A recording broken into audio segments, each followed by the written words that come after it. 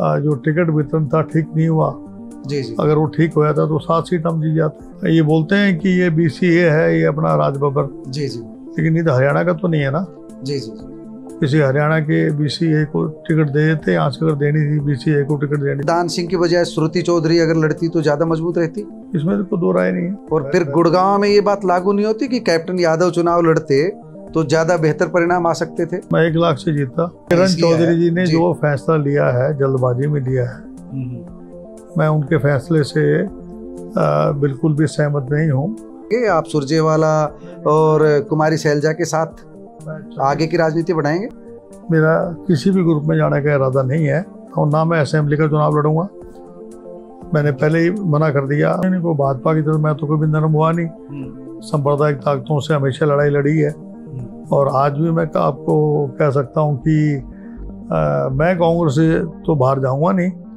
जो नए लोग हैं वो सब भले ही छोड़ जाएं, लेकिन मैं कांग्रेस को छोड़ने वाला नहीं हूँ। करनाल की जो सीट है वहाँ पर जो टिकट जिसको दी है जी जी, वो बुद्धि राजा जी का जो कद है, कोई पंजाबी हैं और एक पूर्व CM के सामने जो खड़े हुए हैं, तो मुकाबला जो है बराबर का नहीं था। और ये मैं समझ रहा था कि ये जो चुनाव था जी जी, ये मेरे लिए बहुत महत्वपूर्ण था। मैं बातचीत करूंगा, हाईकमान से भी बातचीत करूंगा और मैं समझता हूं कि राष्ट्रीय चेयरमैन OBC का होने के नाते टिकट कटना ये दुर्भाग्यपूर्ण है।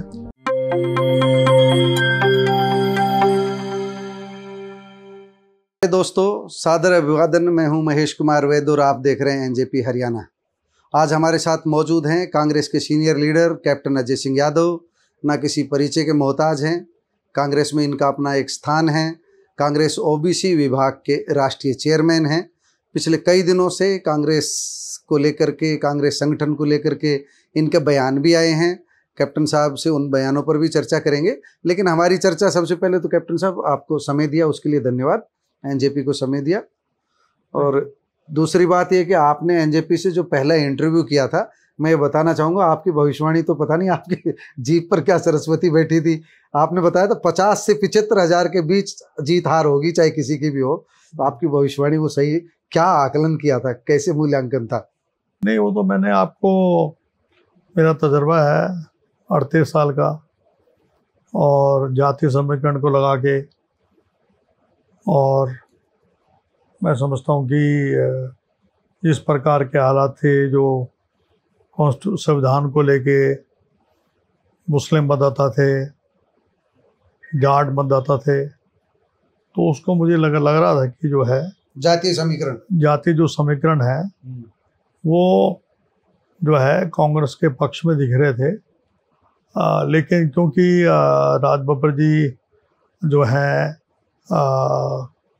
उनको आज टिकट मिली, बहुत देर में टिकट मिली, और जातीय समीकरण जो है कुछ तो सही बैठे और कुछ जो है उससे नुकसान भी हुआ उनको। जैसे हमारे जो पंजाबी मतदाता और अहिर जो मतदाता थे जी जी, उनकी वोट जो है उनको नहीं मिली, जिसकी वजह से वो चुनाव हारे। कैप्टन साहब, आपको एक चीज़ लगती होगी कि जब हम गुड़गांव लोकसभा क्षेत्र की तीनों मेवात की सीट देखते हैं, अच्छा प्रदर्शन कांग्रेस करती है। इस क्षेत्र में भी कांग्रेस को लगभग थोड़ा सा पहले की तुलना में काफ़ी ज़्यादा वोट मिला। लेकिन गुड़गांव और बादशाहपुर विधानसभा क्षेत्र में हम देखते हैं, गुड़गांव लोकसभा की दोनों सबसे बड़ी विधानसभा सीटें हैं, वहाँ पर जाकर के देखते हैं तो कांग्रेस का प्रदर्शन बहुत फीका, लगभग पहले की तरह 2014 2019 की तरह।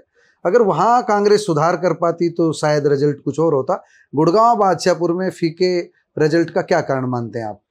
उसका मुख्य कारण ये था कि जो जमीनी कार्यकर्ता थे उनकी कमी थी, बूथ लेवल पे एजेंट नहीं थे, और जो नेता साथ लगे हुए थे, जो लोकसभा तक की टिकट मांग रहे थे, उनका नाम भी, जैसे वर्धन यादव है, उनका नाम पैनल में आ गया था जी जी, और उनके क्षेत्र से 1,21,000 से आ रहे हैं जी जी, तो ऐसे ऐसे लोग भी टिकट मांग रहे थे जी। तो, और गुड़गांव में भी जो है मुझे लगा कि जो वहाँ के जो नेता थे जी जी, उनकी जो ज़मीनी जो पकड़ है जी वो नहीं है। और राज बब्बर जी तो बिल्कुल नए थे वहाँ, जी जी। तो उसका खमियाजा उनको भुगतना पड़ा।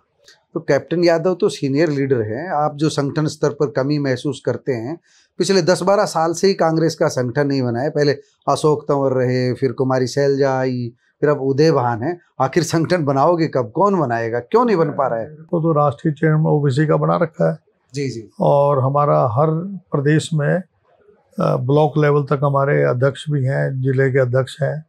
अब जो मेन संगठन है वो तो आप जो है, लेकिन मेन स्ट्रीम का तो सब पेंडिंग है ना, विधानसभा चुनाव सिर पर हैं। यही तो मैं कह रहा हूँ, उसके बारे में या तो दीपक बाबरी जवाब दें या अपने उदय भान जी जवाब दें, या उससे पहले जो अध्यक्ष रहे हैं वही जवाब दे सकते हैं ना, मैं उसका क्या जवाब दूँ? भूपेंद्र हुड्डा भी है, विपक्ष के नेता है। हाँ, जो भी है वो भी है, सीएलपी लीडर है। लेकिन कभी आपकी चर्चा नहीं हुई कि संगठन थोड़ा जल्दी बना लिया जाए? चर्चा तो सब खड़गे जी से भी हुई है। एक बार राहुल गांधी जी ने भी मीटिंग ली, तब भी कहा था, लेकिन अब मुझे पता नहीं क्या कारण है, जी जी। क्यों नहीं बन रही है। लेकिन मैं एक बात मानता हूँ कि संगठन ना होने के बावजूद भी हमारी 5 सीटें तो आई गई हैं जी जी। और 2 सीटें ये आपकी गुड़गांव की और भिवानी की, जो टिकट वितरण था ठीक नहीं हुआ। जी जी। अगर वो ठीक हो जाता तो 7 सीट हम जीत जाते। गुड़गांव भिवानी का टिकट वितरण सही होता तो 7 सीटें जीत सकते। इवन जो आपकी करनाल की जो सीट है, वहाँ पर जो टिकट जिसको दी है, जी जी, वो बुद्धि राजा जी का जो कद है, वो भी पंजाबी हैं और एक पूर्व सीएम के सामने जो खड़े हुए हैं, तो मुकाबला जो है बराबर का नहीं था। तो यही बात तो किरण चौधरी कह रही थी कि भाई टिकट वितरण सही ढंग से नहीं हुआ। तो मैंने जो कहना आपको बता दिया। अगर सही ढंग से वितरण होता तो हम 7 सीट तो ले जाते। और देखिए, फरीदाबाद में भी जो महेंद्र प्रताप जी थे, उनके बेटे को अगर टिकट दे देते, विजय प्रताप को, और वो मेरे ख्याल से इच्छुक भी नहीं थे महेंद्र प्रताप जी, उनके बेटे को अगर टिकट देते तो ज़्यादा भागदौड़ करता हो। मतलब यूथ उनके साथ जुड़ते जो ऐसा।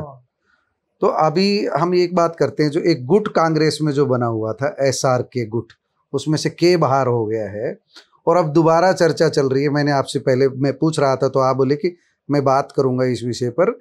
जो के की बात चल रही है, कैप्टन यादव को लेकर के अटकलें लग रही है, कुलदीप शर्मा को लेकर अटकलें लग रही है, और भी जिनके नाम के पर। कैप्टन अजय सिंह यादव अपनी बात स्पष्ट क्यों नहीं कर पा रहे हैं कि ये बिल्कुल इस तरह की बेबुनियाद बातें, या इन बातों में कुछ सच्चाई देख रहे हैं? भविष्य में कुछ आपका ऐसा देख रहे हैं कि कैप्टन साहब ही भाजपा के प्रति नरम हो गए हैं? नहीं, कोई भाजपा की तरफ मैं तो कभी नरम हुआ नहीं। सांप्रदायिक ताकतों से हमेशा लड़ाई लड़ी है और आज भी मैं आपको कह सकता हूँ कि मैं कांग्रेस से तो बाहर जाऊँगा नहीं। जो नए लोग हैं वो सब भले ही छोड़ जाएं, लेकिन मैं कांग्रेस को छोड़ने वाला नहीं हूँ। और इस बार चिरंजीव यहाँ से चुनाव लड़ेगा अपना। मतलब नए लोग से हम अभिप्राय ये समझें, मतलब कैप्टन अजय सिंह यादव और उनके बेटे चिरंजीव राव विधायक, वो कांग्रेस में बने रहेंगे हमेशा? नहीं, हमारी तो, मेरे पिता भी रहे हैं, 70 साल से हमारा पार्टी से हमारा नाता रहा है, तो अचानक थोड़ा जोड़ सकते हैं। मैं समझता हूँ हमारे दिमाग में कैप्टन साहब बीच में ये सवाल किरण चौधरी जी ने जो फैसला लिया है, जल्दबाजी में लिया है, मैं उनके फैसले से बिल्कुल भी सहमत नहीं हूँ। क्योंकि देखो, वीरेंद्र सिंह जी वापस घूम के आ गए। जी जी। आज कुलदीप बिश्नोई की क्या हालत है। जी। तो किरण चौधरी ने जो फैसला लिया है वो जल्दबाजी में लिया है। पता नहीं उनकी क्या मजबूरी थी, वो तो वही बताएंगे। उनकी टिकट काट दी तो टिकट तो मेरे कहते हैं कि चुनाव में राज्यसभा में उन्होंने एक वोट जो है उनका कांग्रेस के खिलाफ गया था, तब से ही हाईकमान के और उनके बीच अविश्वास की दीवार खड़ी थी। मेरी भी कट गई थी, इसका मतलब थोड़ी ना पार्टी छोड़ जाऊँ मैं। जी जी। और जहाँ तक वोट दी या नहीं दी, विवेक बंसल जी ने तो कहा नहीं जी जी कि उन्होंने वोट नहीं डाली। जी जी। जो उस टाइम वो प्रभारी थे, जी जी, पता नहीं किसने डाली है। मतलब किरण पर दोषारोपण एकदम बिना जांच पड़ताल के सही नहीं है जो। अब मुझे नहीं पता, लेकिन उन्होंने ये कहा है कि जो विवेक बंसल जी अगर ये कहते, जो उस टाइम जो वहाँ बैठे हुए थे, तो बात ठीक थी। आज सुबह सुबह मेरे पास किसी सीनियर लीडर का फ़ोन आया, मैं यहाँ नाम प्रकट नहीं कर रहा। वो बड़े तारीफ के साथ कह रहे थे कैप्टन यादव का परिवार तो जनसंघ से जुड़े रहे, इनके पिताजी जनसंघ से चुनाव लड़े थे, तो अतीत को तो आप भी अच्छे से, तो इसलिए बड़ा सॉफ्ट कॉर्नर मान रहे हैं। जनसंघ से जीते नहीं थे, हार गए थे। मेरे पिता हार गए थे सुमित्रा देवी से मात्र 1200-1300 वोट से। जी जी। जनसंघ को जानता भी नहीं था कोई। जी। जनसंघ को खड़े करने फाउंडर मेंबर थे मेरे फादर, और सिर्फ 2 साल के लिए रहे वो, 66 से लेकर 68 तक। 69 में दोबारा कांग्रेस में चले गए। तो उनका तो जन्मजात कांग्रेस ही थे। वो भी उनकी टिकट काट दी थी 66 में भगवत शर्मा ने। जी जी। इसलिए जो है मजबूरी में उनको जाना पड़ा था, और मैं समझता हूँ उनका फैसला वो गलत था, नहीं जाना चाहिए था उनको। तो जी जी, तो हम ये मान लें कि चलो ये तो आपकी बात बिल्कुल स्पष्ट होगी। अब हम एक तो मान सकते हैं कि SRK जो गुट है उसमें से जो एक के चली गई है, उसमें दूसरा के जुड़ा हुआ पाएंगे आप सुरजेवाला और कुमारी शैलजा के साथ आगे की राजनीति बढ़ाएंगे? 26 तारीख को हमारी मीटिंग है, 3 बजे हमें बुलाया है। अपनी बात पार्टी फोरम में रखेंगे, और मैं किसी ग्रुप में, मेरा किसी भी ग्रुप में जाने का इरादा नहीं है। मेरा ग्रुप एक ही है, वो कांग्रेस पार्टी है।